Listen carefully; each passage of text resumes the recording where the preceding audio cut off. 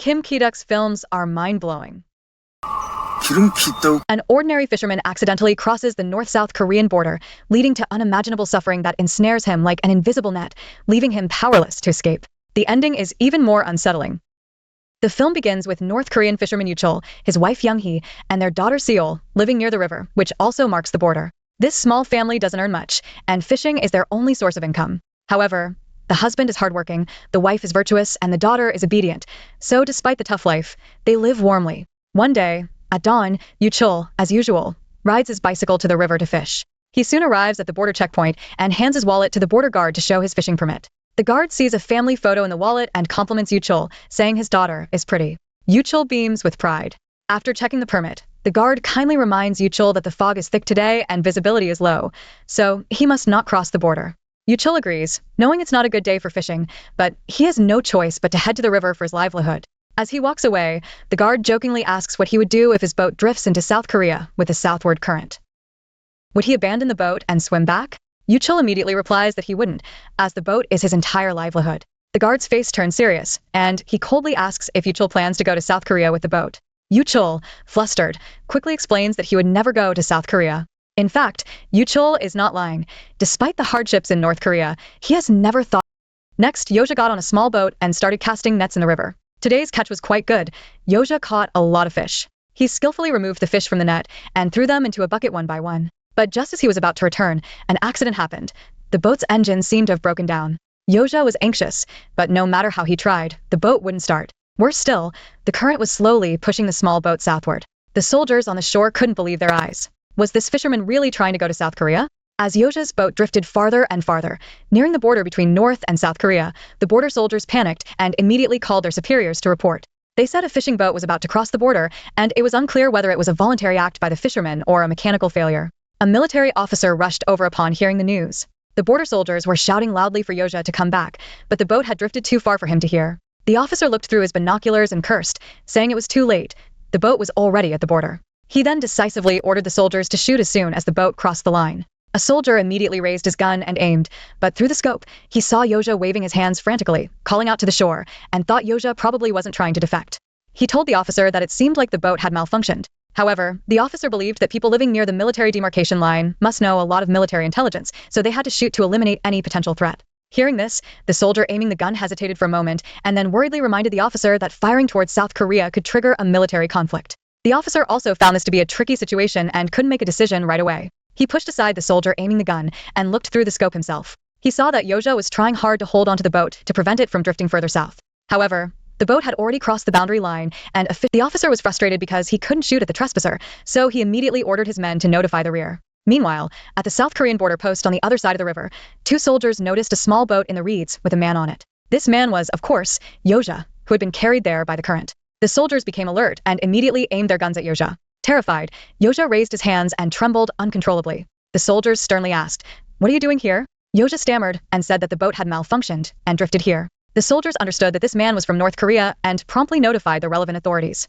Soon, a car arrived at the border post to take Yoja away. No one spoke to Yoja in the car, and he also remained silent, staring blankly out the window. At this moment, he still thought he was being sent back to North Korea. But as the car drove further away and the border post was no longer visible, Yoja finally panicked and asked in a trembling voice, "Where are you taking me?" No one responded. Moments later, Yoja suddenly saw a sign on an overpass that read, "Welcome to Seoul." Only then did he realize he had been brought to Seoul. Shocked and scared, Yoja immediately closed his eyes tightly because he didn't want to be mistaken for a spy. He thought that the less he saw, the less trouble he would have. The driver noticed his actions and finally spoke, curiously asking, "Why are you closing your eyes?"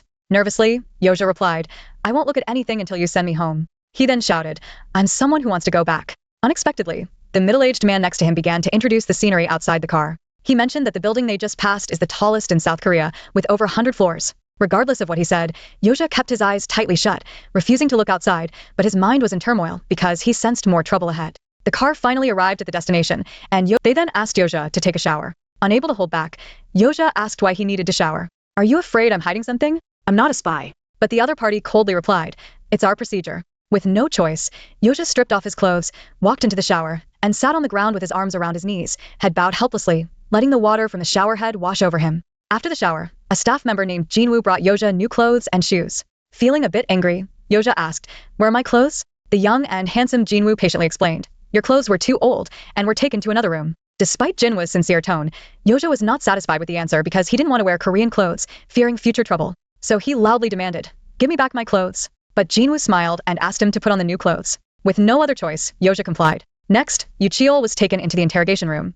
The interrogation was led by a middle-aged man named Daeji. Unlike the gentle Jinwoo, Daeji appeared much colder. He bluntly told Yucheol that he was under investigation for illegally entering Korea. Yucheol hurriedly explained that his fishing net accidentally got tangled in the propeller, causing engine failure. Daeji ignored his explanation and handed him a paper to write down all his personal details. While Yucheol was writing, Daeji's superior, Director Taewoo, and his assistant Abin were outside the interrogation room analyzing his situation. Abin said the boat was indeed broken, so Yucheol wasn't lying about that.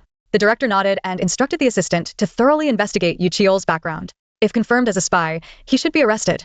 If not, they should persuade him to cooperate. After the day's investigation, Jinwoo took Yucheol to a room to stay. However, as soon as Yucheol entered, he ran to close the curtains, saying he wouldn't look outside. Jinwoo initially wanted to say something but left after seeing Yucheol's pained expression. After Jinwoo left, Yucheol looked around the room and noticed a conspicuous camera. He realized he was being watched.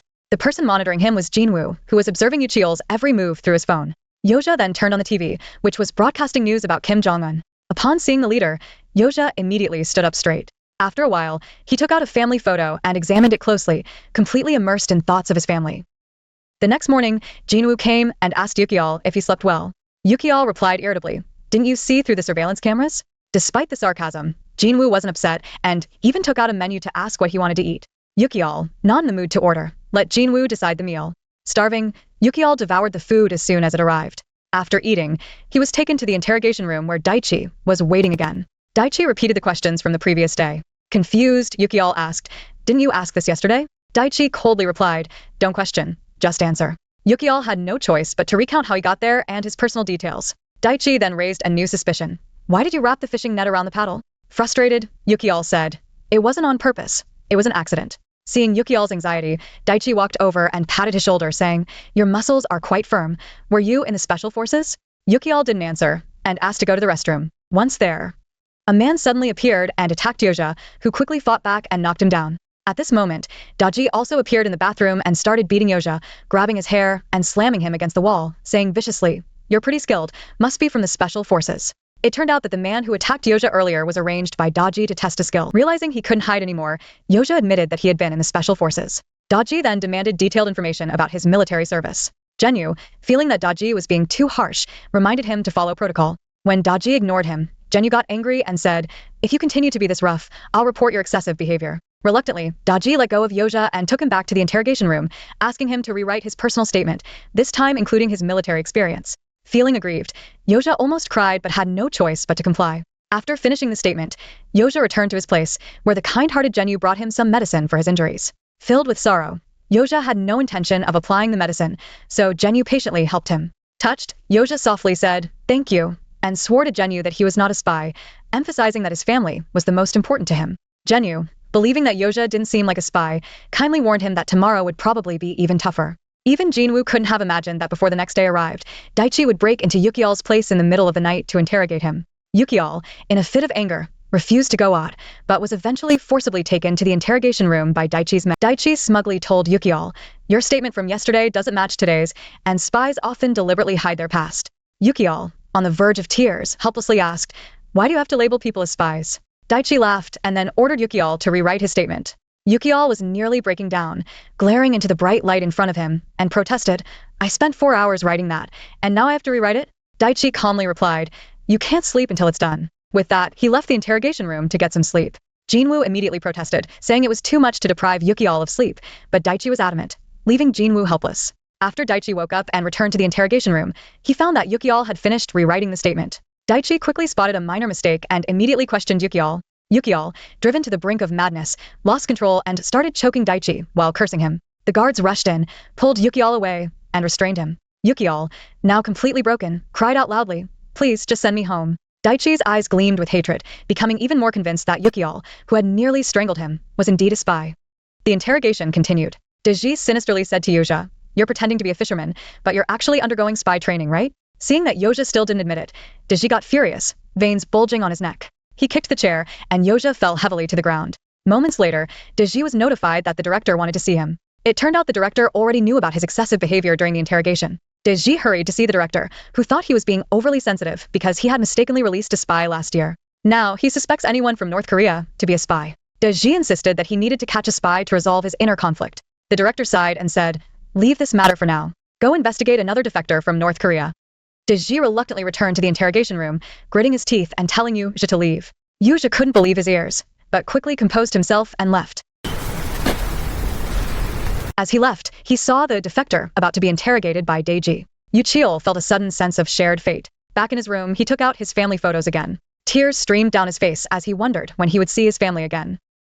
At dawn, Yoja was brought before a gentlewoman named Yunhai. With a smile on her face, Yunhai persuaded Yoja to defect and not return to the poverty of North Korea. Yoja was somewhat tempted and cautiously asked if his family could also be brought over. Yunhai did not answer directly, only saying that he could start a new family here. Yoja firmly refused, saying he would never abandon his wife and daughter. Yunhai then told Yoja how unfortunate life in North Korea was and how happy life in South Korea could be.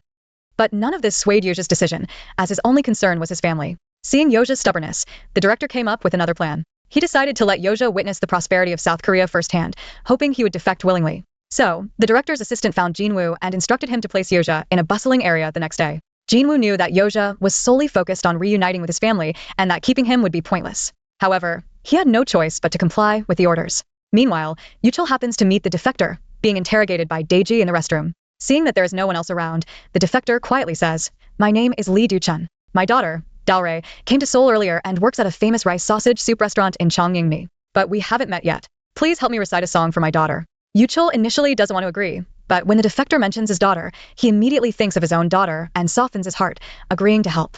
The defector begins to recite the song but is interrupted by a guard before finishing. After coming out of the bathroom, Yoja found Jenyu and asked when he could go home. Jenyu smiled and said, "Tomorrow is the last day. I believe you can pass the test." The defector suddenly ran up to Yoja and finished reciting the remaining 2 lines of the song. In a moment of desperation, he bit his tongue and ended his life, clearly unable to endure Deji's torment any longer.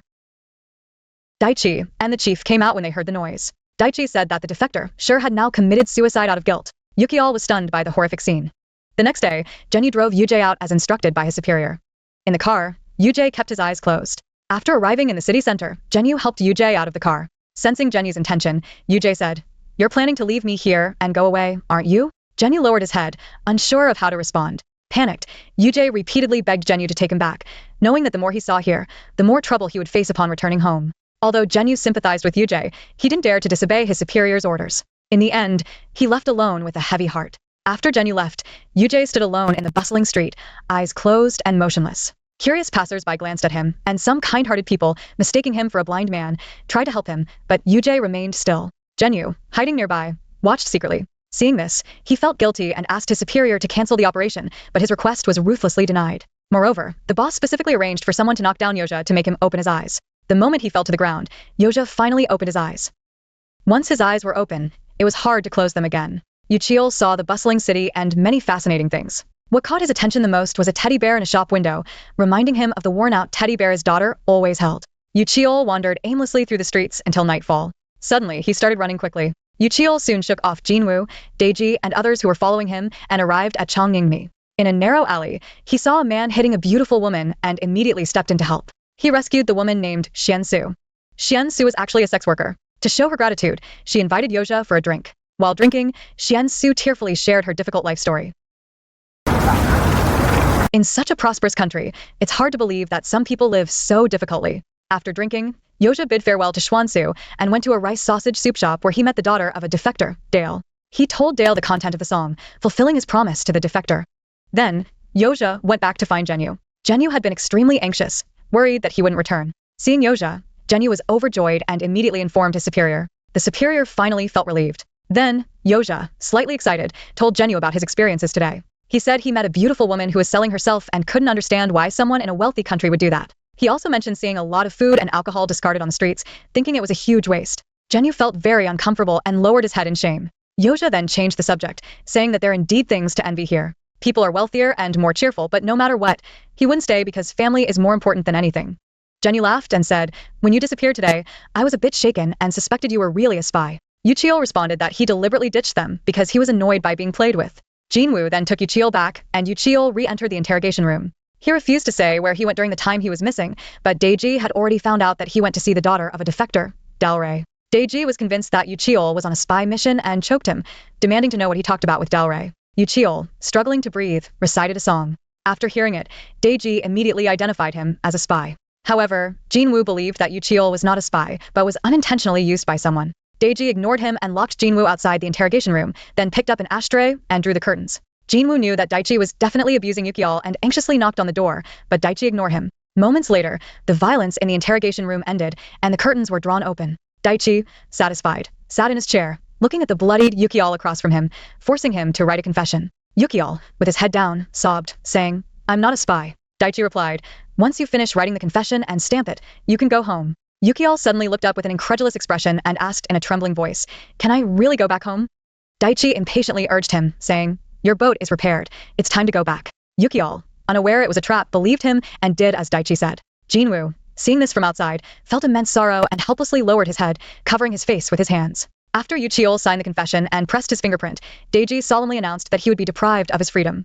Yucheol, as if struck by lightning, let out a heart-wrenching scream, repeatedly shouting, "I'm not a spy." Daeji then opened the interrogation room door, and Jinwoo hurriedly approached Yucheol, saying, "I'll get you out." Daeji, however, disdainfully replied, "How can you save him? You're just a low-level employee." Although Jinwoo couldn't do anything to Daeji, the director could. He took Daeji to his office, saying he also believed Yucheol wasn't a spy and asked his assistant to try persuading Yucheol to comply. The director's assistant then went to the interrogation room to persuade Yucheol. Yucheol, crouching in the corner and sobbing continuously, was resolute, saying, "I won't stay here." He also requested to see Jinwoo. When they met, Yucheol sincerely thanked Jinwoo for taking care of him during this time, and then fell silent. Jinwoo suddenly had a bad feeling and immediately went to the director, saying that Yucheol had just said his final. Just as the chief was hesitating, Yoja took action. He took off his jacket to cover the camera. Seeing the sudden darkness on the screen, Jinwoo and the guards knew something was wrong and rushed to the interrogation room, only to find that the desperate Yoja had bitten his tongue to commit suicide. Fortunately, due to timely medical treatment, Yucheol was not in serious danger. However, this incident completely enraged the director. He was very dissatisfied with Daeji's insistence on labeling Yucheol as a spy. The media already knew that Yucheol had come from North Korea to South Korea for an interview, and now this incident had occurred. Ultimately, the director decided to suppress the news of Yucheol's attempted suicide and handed over the footage of Yucheol wandering the streets of Seoul that day to the media to control the narrative. A video of Yucheol on the streets of Seoul will be broadcast on TV soon. Upon learning this, Yoja felt a chill in his heart. His worst fears had come true. He knew that after the country saw this video, he would face even more trouble. As expected, after watching the video, the North Korean authorities immediately contacted Yoja's family, urging them to call for his return through television. Seeing his wife and daughter again, Yoja was overwhelmed with emotions, and Jinwoo, watching from the side, couldn't hold back his tears. Later, North Korea formally issued a statement demanding the return of Yoja from South Korea. To prevent the situation from escalating, the director had to, learning that he had become the focus of public opinion, Yoja decided to leave. The Korean public gave him many gifts, but he didn't want anything from there. He let Jinwoo choose freely, and only picked a few new clothes for himself. Jinwoo selected some items to resell for dollars and bought an electric toy bear because he heard Yoja mention that his daughter liked bear toys. Later, Jinwoo handed the toy bear and rolled up dollars to Yoja. Feeling Jinwoo's goodwill, Yoja did not refuse. However, before leaving, he suddenly rushed to the interrogation room, angrily demanding an apology from Daeji. Daeji, with a look of disdain, mocked him coldly. Unexpectedly, Yoja suddenly pushed Jinwoo out of the interrogation room and locked the door. Then, just like Daeji did before, he picked up an ashtray and drew the curtains. The girl who was being interrogated saw Yoja's fierce expression and was too scared to move. Daeji was also terrified, trembling in the corner. However, Yoja just punched him once, warned him not to act like this again, and then left. As Yoja just left, the director immediately arrived at the interrogation room, looking grimly at Daeji. 그 중국 서류 다 이거 어떻게 된 거야? After hearing this, Daeji suddenly broke down and started singing the national anthem loudly. It seemed that only this could express his patriotic fervor.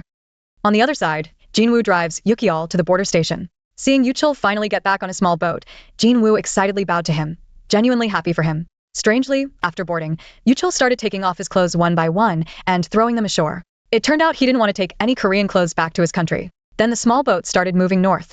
Standing proudly at the bow in just his underwear, Yucheol roared towards Korea. Long live North Korea. Yucheol quickly crossed the border back into North Korea. Many elementary school students by the river held banners and flowers to welcome his return. As the small boat docked, Yucheol excitedly shouted to his compatriots, "Long live the motherland." The crowd on the shore was extremely excited. An officer draped the national flag around Yucheol, and a student representative placed a garland around his neck, congratulating him on his return. However, Yucheol had only returned to his homeland and could not go home yet. Staff from the North Korean Security Department soon arrived by car to take him away. At the security department, staff dressed Yucheol and then took him to the interrogation room. A middle-aged man with a stern face named Taeho sat in front of Yuchil. When asked why he didn't abandon the ship and return, Yuchil admitted that he was mentally prepared for the interrogation and honestly replied that without the ship, his family wouldn't have food to eat. Then, Taeho, like a wise man, asked Yuchil to write a detailed report about everything that happened in Korea. Yuchil sighed, picked up a pen, and started writing. After finishing, Taeho reported to his superior that Yuchil seemed innocent.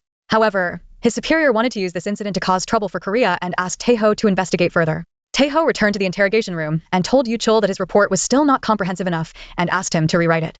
Yuchil was stunned. He never expected that his experience after returning home would be exactly the same as in Korea. This Taeho in front of him is like a replica of Daji. Yujay had no choice but to write another report. But after finishing, Taeho started comparing the two reports for differences. He even played a video of Yujay on the streets of Seoul, saying that Yujay's eyes were fixed on things in Korea and that he wouldn't have returned if he didn't have family here. Upon hearing this, Yujay almost broke down. He immediately stood up and respectfully shouted 3 times, "Long live the leader." Then, Taeho asked Yujay to write in more detail. At that moment, a subordinate came to inform him that they found an electric toy bear on Yujay's boat. Taeho felt this was a big issue and questioned Yujay about why he brought the toy bear back. Yujay helplessly explained that it was because his daughter's toy was too old. But Taeho immediately became furious, calling it capitalist corruption, and started beating Yuchil. Just then, their superior walked in with a journalist to take photos of Yuchil, celebrating his rejection of capitalist temptations and his honorable return to the motherland. Taeho put a garland on Yuchil and even pulled at the corners of his mouth to make him smile brightly. Yuchil, using all his strength, finally managed to produce a smile that satisfied the journalist. After the photos were taken, the journalist left, the garland was removed, and the interrogation resumed, focusing on writing materials. As Yuchil was writing, his stomach growled, and Taeho immediately became alert, asking if he had a stomachache and needed to go to the bathroom. Yuchil, not wanting to waste time, replied without hesitation that he could hold it in and didn't need to go. Hearing this, Taeho's expression changed, as if he realized something. He then ordered food for Yuchil. Although Yuchil had no appetite, Taeho forced him to eat. After eating, Yuchil felt uncomfortable, and Taeho told him to go to the bathroom, even arranging for his men to guard the door. When Yuchil came out, Taeho's men went into search and found rolled up US dollars. It turned out that Yuchil had hit, but Taeho keenly noticed and forced him to expel it. Seeing the evidence in hand, Taeho was secretly pleased. Ignoring the filth, he picked up the dollar bills still smeared with feces. He ordered someone to take Yoja back to the interrogation room and then bluntly told him, "You've never seen these dollars, and I'll keep your anti-government activities in Korea a secret." After saying this, he was about to let Yoja go and even return the teddy bear to him. Yoja knew that Taeho wanted to pocket the dollars himself. Although it pained him deeply, he dared not object. He quickly took the teddy bear, lowered his head, and left in a hurry. On his way home, someone greeted Yoja, but he ignored them and walked on like a zombie. Finally, he saw his wife and daughter, whom he had longed to see, waiting for him at the door. Strangely, Yoja neither felt ecstatic nor shed tears. He simply handed a teddy bear to his daughter. During dinner, Yoja ate in silence, numb and unresponsive. In the middle of the night, he suddenly woke up from a nightmare, startling his wife awake as well. Seeing her husband's drastic change, she was very worried and tried to be intimate with him. However, after enduring torment in 2 different places, Yoja's spirit was completely broken. No matter how hard his wife tried, she couldn't arouse his desire. It seemed he had lost all passion. He lay there expressionless, and his wife... At dawn, Yoja went out to fish as usual. However, at the border checkpoint, the soldiers told him that he was under special surveillance and his fishing permit had been revoked. Not being able to fish meant his family would have no food. Realizing this, the previously soulless Yoja suddenly became emotional. He was extremely agitated, repeatedly saying he had to go fishing. Ignoring the soldiers' warnings, he pushed them aside and headed straight for the boat, even telling them to shoot if they dared. Clearly, he had reached his breaking point. The soldier, seeing this, was alarmed and immediately reported to his superior, saying that Yoja insisted on boarding the boat and entering the river. Upon receiving the order to shoot immediately, the soldier aimed his gun at Yoja, who had already taken the small boat into the river. The gunshot rang out, but it was just a warning and did not hit Yoja. However, Yoja still did not turn back and continued to move forward regardless. Then, the second gunshot sounded, and Yoja fell onto the boat. The small boat instantly lost control, swaying erratically in the river, like a fish caught in a net, directionless and powerless to escape. The movie ends. Director Kim Ki-duk views the nation as a net and individuals as fish. A single misstep across the boundary plunges Yo Cheol into an abyss. In the south, he strives to be a fish that escapes the net, but upon returning to the north, he realizes things aren't much different. His dignity is stripped away bit by bit, and everything he once trusted vanishes.